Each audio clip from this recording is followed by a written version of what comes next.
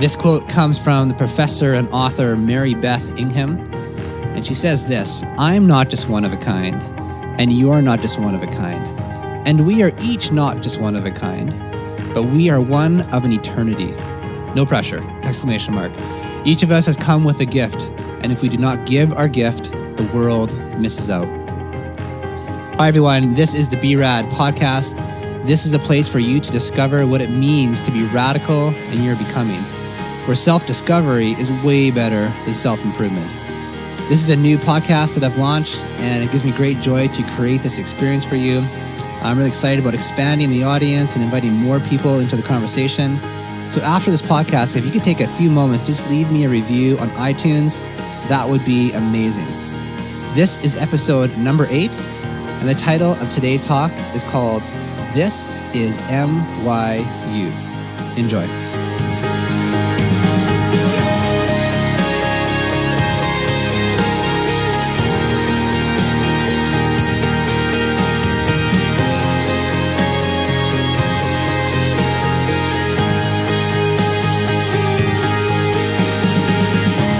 So as I'm recording this podcast today, I am in West Palm Beach, Florida, and I'm surrounded by palm trees everywhere.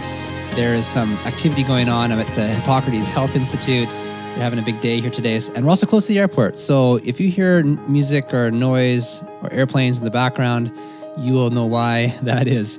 But I'd rather be here than cold Canada, where I'm normally from. So today we are looking at 3 letters, MYU, and we're going to throw in a 4th word in there as well. So the first one, M. There is a fantastic movie that I referred to a couple episodes ago. It's The Greatest Showman. If you have not seen this movie, I highly encourage that you do. It is phenomenal. The music, the characters, the plot, it is really just a rich experience. There's one song from it in particular. It's a musical, and it's called This Is Me. Okay, so there's your first letter. The M is the me. This song is sung by Keala Settle, I believe that's how you pronounce her name, and she's the bearded lady in the circus entourage. And the story behind this is fascinating. After I saw the movie, I saw this YouTube clip of them recording and doing a rehearsal before the movie was actually ever shot. And it tells the story and gives some background as to who she is and why she was singing that song. And the fact that she was there in the first place was kind of happenstance, or she didn't really want to be there. She kind of went kicking and screaming, but she ended up showing up at this rehearsal space and ended up getting the part in the movie. And the whole message behind this song is not hiding anymore. And in her words, there's a forklift. This is going to be a long podcast today. Is that she was in Broadway for 20 plus years, and she was in front of people a lot, and she sang and people saw her, but in many ways, in her own words, she was successfully hiding for 25 years.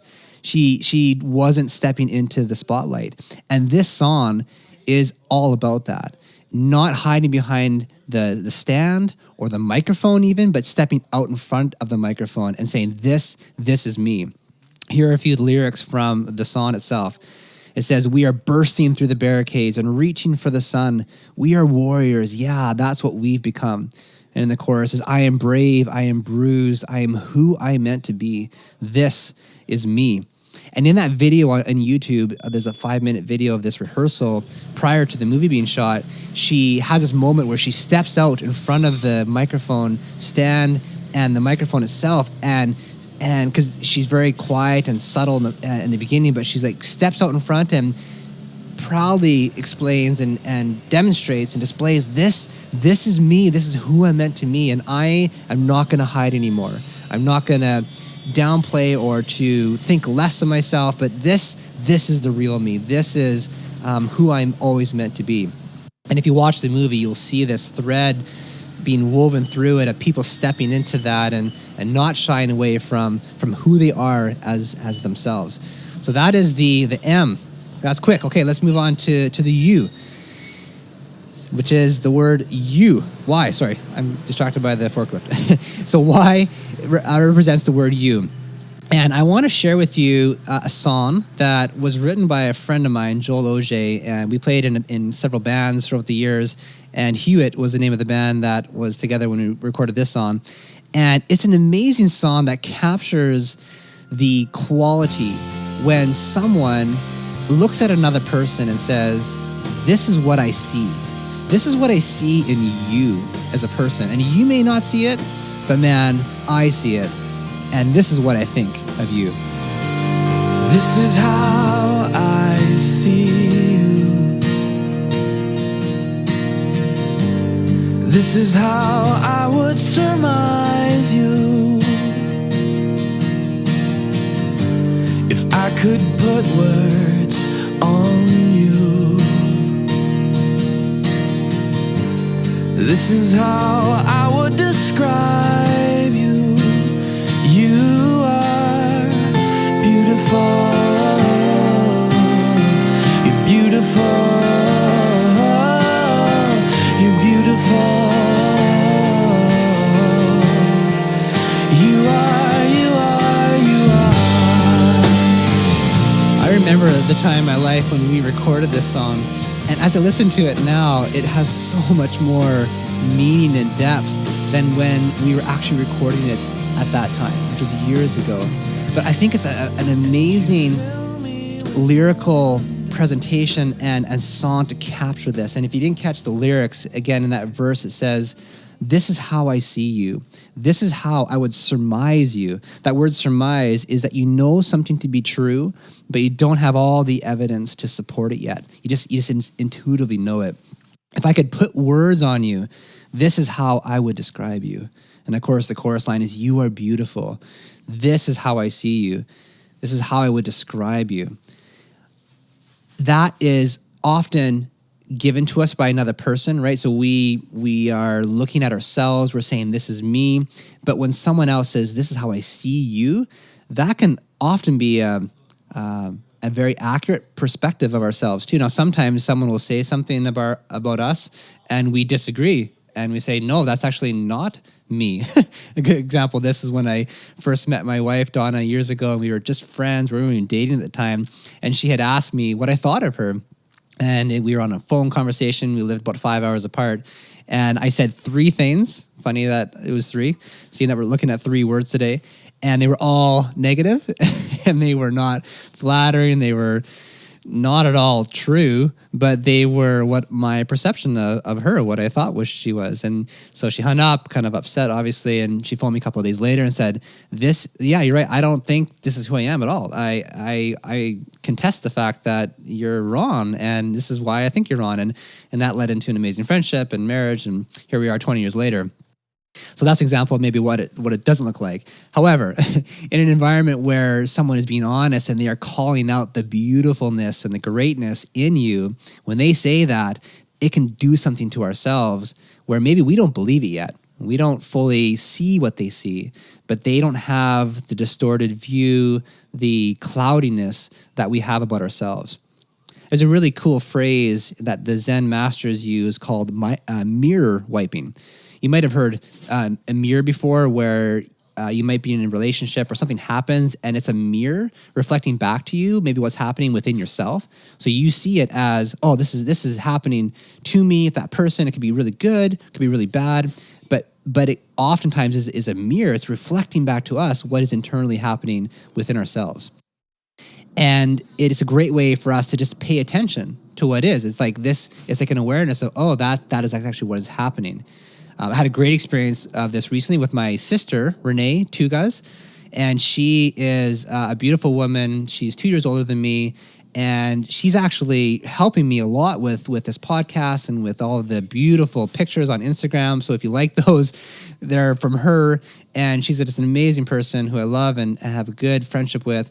And she spoke some words over me recently, and I didn't quite see it. I didn't if I had read it myself or if I would have thought it myself, I wouldn't maybe have got it. But because she told me, she said, "Brad, this is how I see you. This is how I see you moving in the world and the work that you're creating. And even this podcast that you were doing, I see you like this.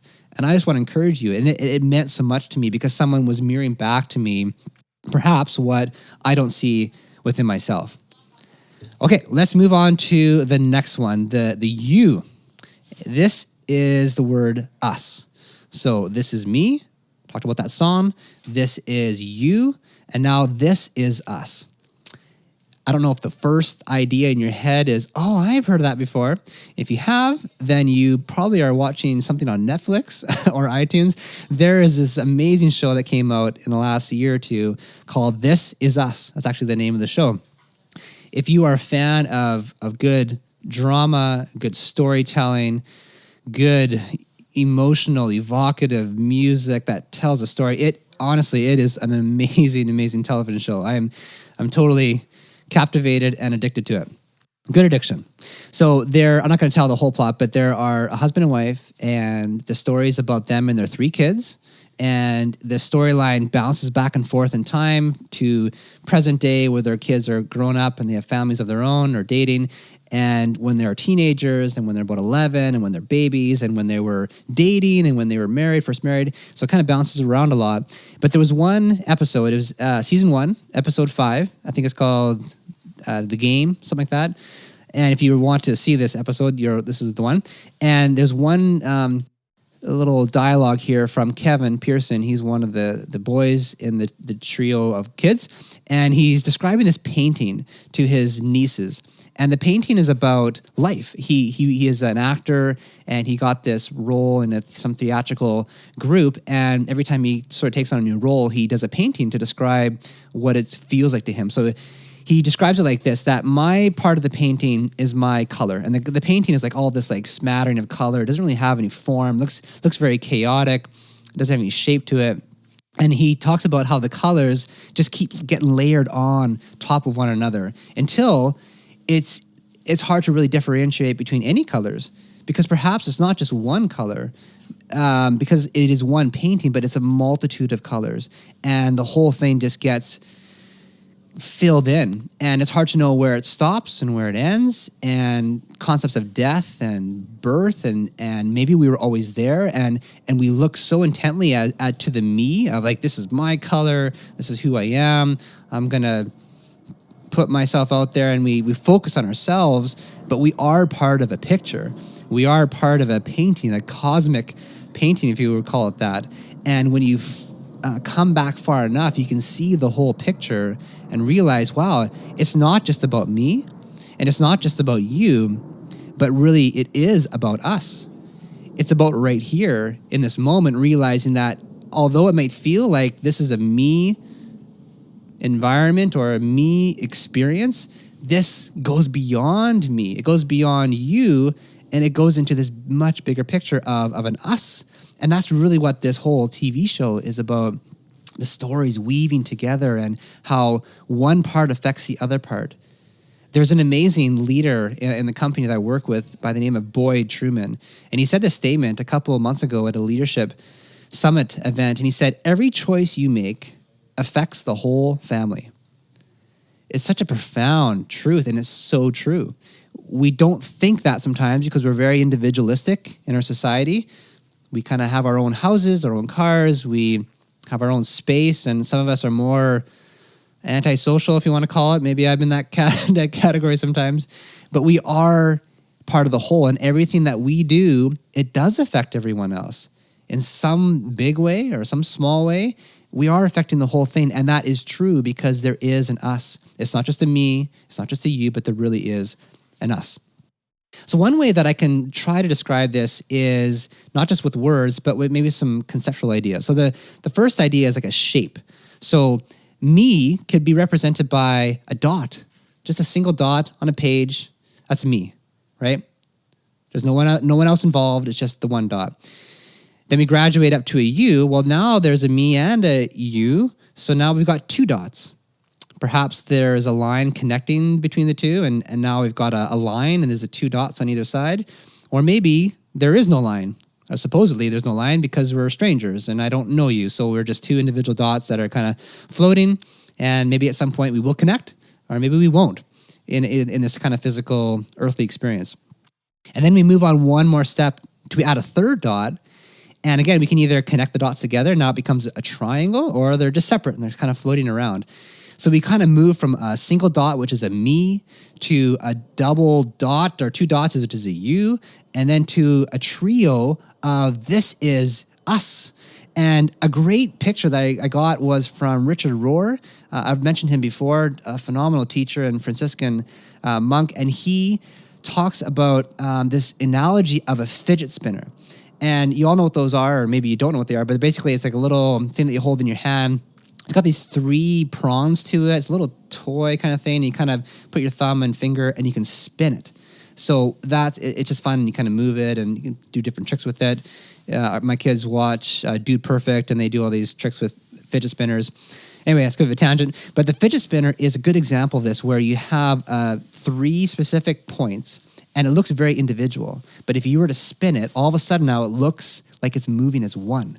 And it's got a circle appearance to it, almost like a frisbee or a plate, because now it's moving. There's a dynamic flow there from not just 3 dots, but them moving around.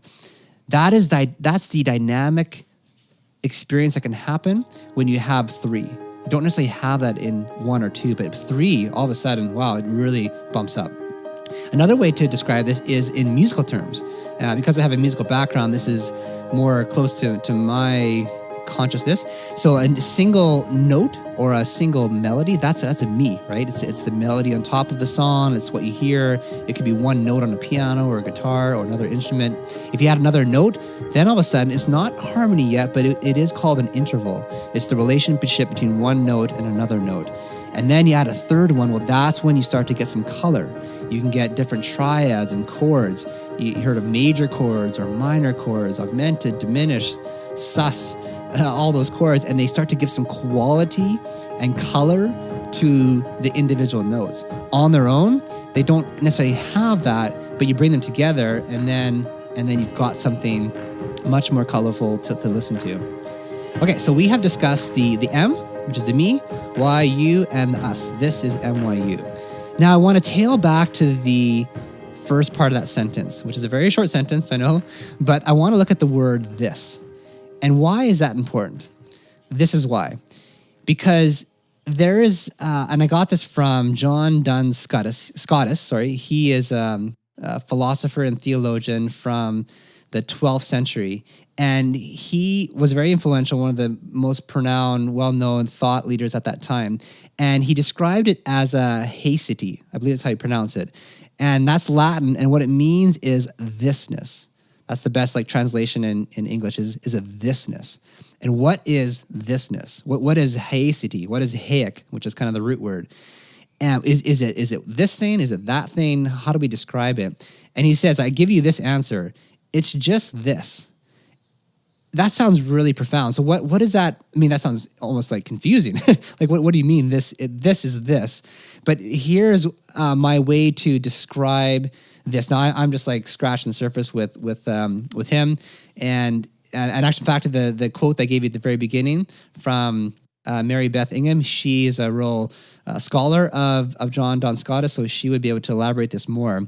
But in essence, it's an eternal quality that looks like one individual or one person or one thing, but it has the immensity of the universe in it. It has the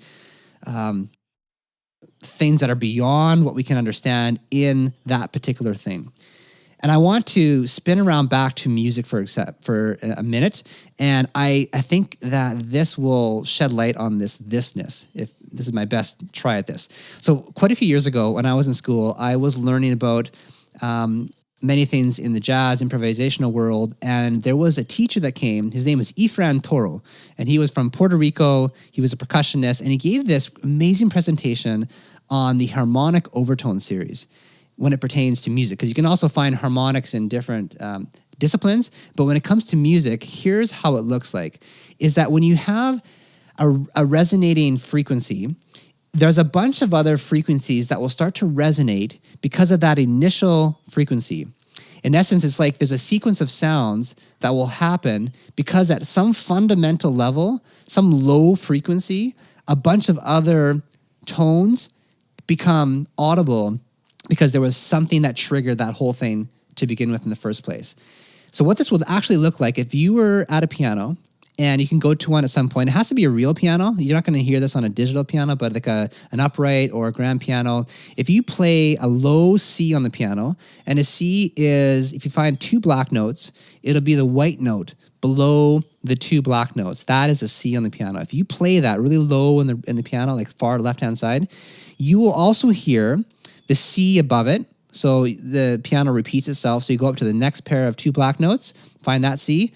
And if you play that C, keep your finger on the first C, you'll also hear that C. If you can kind of listen, open your ears, you'll hear that C being played. And then you'll hear 5 notes above that. So kind of walk 5 steps up on all the white keys, which is a G. You'll also hear that one. And then you walk up 4 steps from there, you'll end up on a C again. So now you're going to hear C, C above that, G above that, and then C above that. And then you're going to hear another note E, which is 3 steps up. And those 3 notes, so C, E, and G, that makes up a triad. That's the three-ness. And then after that, it just keeps going up and up. And there's a multiple amount of notes that you can hear because that initial note was played. So this harmonic overtone series, first of all, it fascinated me. When I heard it for the first time years ago at Humber College, I was really curious. I'm like, I had no idea that in one note there was containing a bunch of other notes. And maybe that's why we're so fascinated and so moved with music, because although it may have a simplicity to it, and even an a cappella, someone sings a melody without any instruments, just one person, it can have a richness to it that we think that more is going on. And the truth be told, there actually is more going on because there are more frequencies and vibrations that are happening because of that one frequency taking place. So although, this is where we're going to end here, although it might start with me, it'll end with us. It'll always end with us. Because me is not just a me. It includes a you, and it also includes an us, and it leads there. In the words of Rob Bell, he talks about when you grow, you transcend and include. And he talks about the bass notes. We're missing the bass notes in life, and we're too much in the treble. We hear the higher offerings of solicitations and ideas and the ear candy and eye candy, and it kind of floats on the surface, but we're missing those low bass notes, right? The resonance of those low frequencies. And what we discover is that those low frequencies are part of the high frequencies. And in fact, there would be no high frequencies if there wasn't a low frequency that is vibrating. And that is you, and that is me. And within us, there's a whole bunch of other frequencies that are happening. There's a fantastic song that sums us up really great by David Archuleta. You might recognize his name. He was in the American Idol years ago, and he sings this song called Glorious. And I just want to read to you the lyrics from verse 2. He says, "You will know how to let it rain out as you discover who you are," and that low resonance, that bass note. "Others around you will start to wake up to the sounds that are in their hearts. It's so amazing what we're all creating." And the chorus, "It's like a symphony. Just keep listening, and pretty soon you'll start to figure out your part. Everyone plays a piece, and there are melodies in each one of us. Oh, and it's glorious." You're beautiful.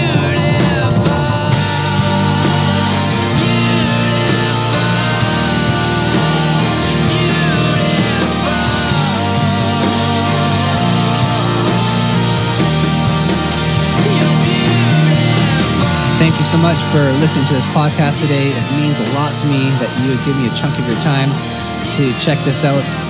Because podcasts are not an in-person thing, the only way that I know what you're thinking is if you tell me. And you can do that. The best way to do that is on the iTunes podcast and on the review. Just write down what your thoughts are, anything that you're thinking or questions that you have. That would be amazing. You can also find the link to that iTunes on my show notes for this particular episode on my site, which is Brad Taves, and that's spelled TOEWS.com. I'll also love to connect with you on Instagram and Facebook. You can find me there as well. Today's music was brought to you by the band Hewitt, written by Joel Auge, A-U-G-E, as well as the band The Emerson Year. And finally, to you, my friends, be radical in your becoming of the one that you are now, and of course, the one you were always born to be.